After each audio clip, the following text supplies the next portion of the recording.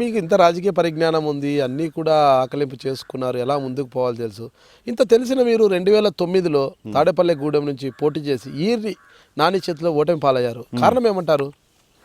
యాక్చువల్గా నాకు తాడేపల్లిగూడెంలో పోటీ చేయాలనే ఉద్దేశం ఫస్ట్ నుంచి లేదు ఒకటి. రెండవది తాడేపల్లిగూడెంకి వెళ్తాం అన్నది నా లైఫ్లో కూడా ఎప్పుడు నేను ఊహించలా. ఈళ్ళు నాని కూడా నాకు మంచి ఫ్రెండ్, ఆయన అన్నయ్య అని పిలుస్తాను.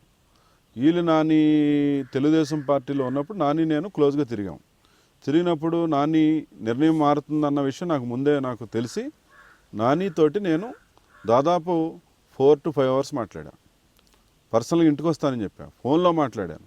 నీకెందుకు, నువ్వు అక్కడ ఆ గూడెం కాన్స్టిట్యూన్సీలో గెలుస్తావు, గోపాలపురం మేము బలంగానే ఉన్నాం, తాడేపల్లిగూడెం మొత్తం మా బ్యాచ్ని అందరినీ తీసుకొచ్చి అక్కడ నేను వర్క్ చేస్తాం, నీకు హెల్ప్ఫుల్గా నేను అండగా ఉంటాను, 100% నువ్వు కంటెస్ట్ చేయన్నా, నువ్వు అటు ఇటు ఆలోచన చేయమాకని అన్నా. ఆయన ఏమన్నాడు, నేను సర్వే చేయించాను, పీఆర్పీలో అయితే 10,000తో గెలుస్తాను, తెలుగుదేశం అయితే నెక్ టు నెక్ ఉంది 400-500 తోటి, నేను పొలిటికల్గా ఇబ్బంది పడిపోయే పరిస్థితి వస్తుంది, అయినా మారనని చెప్పాడు నాతోటి. మారిపోయాడు. మారిపోతే ఏం జరిగింది, సామాజిక వర్గ కారణంగా అప్పుడు దాకా టీడీపీలో ఉన్న కాపులే అక్కడ రూల్ చేశారు, ఎవరు చేసినా కాపులే చేశారు. మొత్తం ఎప్పుడైతే వాళ్ళు ఇదయ్యారో పాపం బీసీలు తప్ప ఇంకెవరు మిగిలిన పార్టీకి అక్కడ.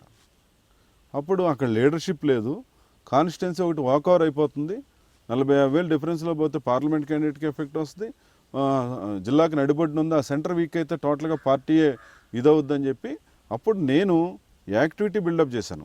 4 నెలల ముందు నుంచి వెళ్ళి యాక్టివిటీ బిల్డప్ చేశాను. మేమున్నా ఏం కంగారు పడమాకండి, మంచి క్యాండిడేట్ని తీసుకొస్తామని యాక్టివిటీ బిల్డప్ చేశాను. అప్పుడు నేను ఇక్కడ ఫైటింగ్ చేసిన ఉంగుటూరులో నేను ఫైటింగ్ చేసిన విధానం కానీ, జిల్లాలో నేను అగ్రెసివ్గా ఈ ధర్నాలు కానీ ఉద్యమాలు చేసిన దాన్ని కానీ, అక్కడ ఉన్న వాళ్ళు వీడు కొంచెం విషయం కుర్రాళ్ళు ఉన్నాడు, నాకు 32 ఏళ్ళు అప్పటికి, వీడి దగ్గర జనం ఉన్నారని చెప్పి నన్ను క్యాండిడేట్గా పెట్టమని వాళ్ళంతటా వాళ్ళే చంద్రబాబు గారి దగ్గరికి వెళ్ళి బస్సులు వేసుకుని వెళ్ళి సజెస్ట్ చేసి అడిగారు. అడిగి రిక్వెస్ట్ చేస్తే కార్యకర్తల కోరిక మేరకు, అక్కడ ఉన్న నాయకుల కోరిక మేరకు ఉన్న వాళ్ళు ఇచ్చారు. నాకు టౌన్లో 90 వార్డులు ఉంటే, 90 బూత్లు ఉంటే, నాకు 5 బూత్లో కూడా ఏజెంట్లు లేరు, 4-5 బూత్లో ఉండుంటారు గట్టిగా. ఎందుకు అట్లా? మొత్తం వెళ్ళిపోయారు, పార్టీ వదిలేశారు, కాపులంతా ఒక సైడ్ వెళ్ళిపోయారు, పీఆర్పీకి వెళ్ళిపోయారు, కొద్ది గొప్ప కాంగ్రెస్లో ఉన్నారు. ఆ ఎలక్షన్లో నాకు పట్టమని ఒక 10 ఓట్లు ఇన్ఫ్లుయెన్స్ చేసే కాపులు నా వెనకాల లేరు. ఒక 10 మంది ఉంటే ఆ రోజే గెలిచేద్దాం నేను. నాకు చంద్రబాబు నాయుడు గారు ఏం చెప్పారు, 35,000 డిఫరెన్స్లో ఓడిపోతావు, నువ్వు వెళ్ళొద్దని చెప్పారు. చూసుకున్నాడు ఆయన కూడా చివరి నిమిషం దాకా, కాపుల్లోనే ఇద్దాము, మంచోడు ఎవరైనా దొరుకుతారేమో బలమైనడని ఇద్దామని చూసుకున్నాడు, దొరకలా.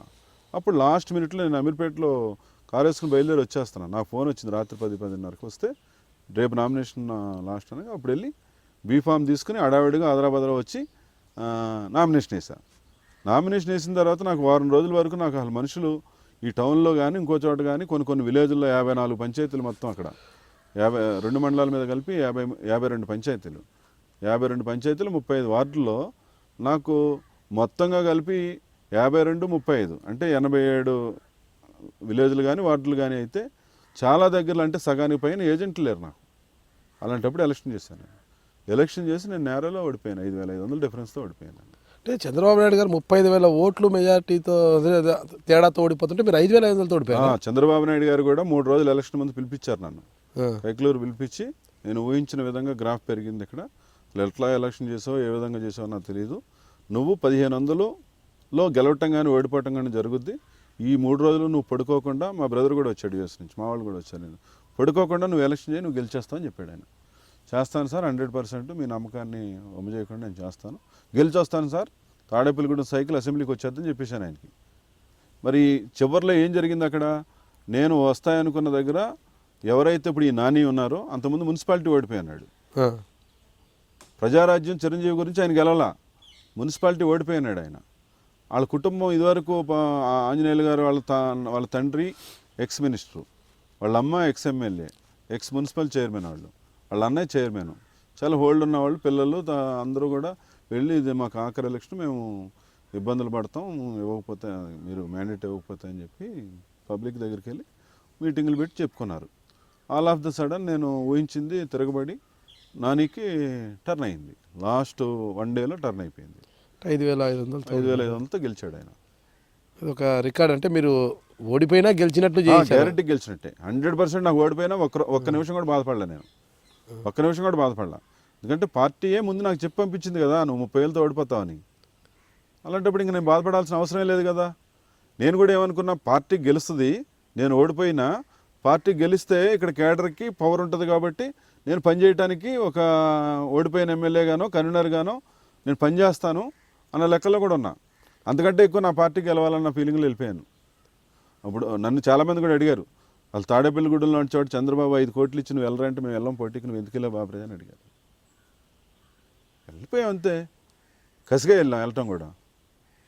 నేను మీ ముళ్ళపూడి బాపిరాజుని, పశ్చిమ గోదావరి జిల్లా పరిషత్ చైర్మన్. మీరు చూస్తున్నారు ఐ డ్రీమ్ న్యూస్.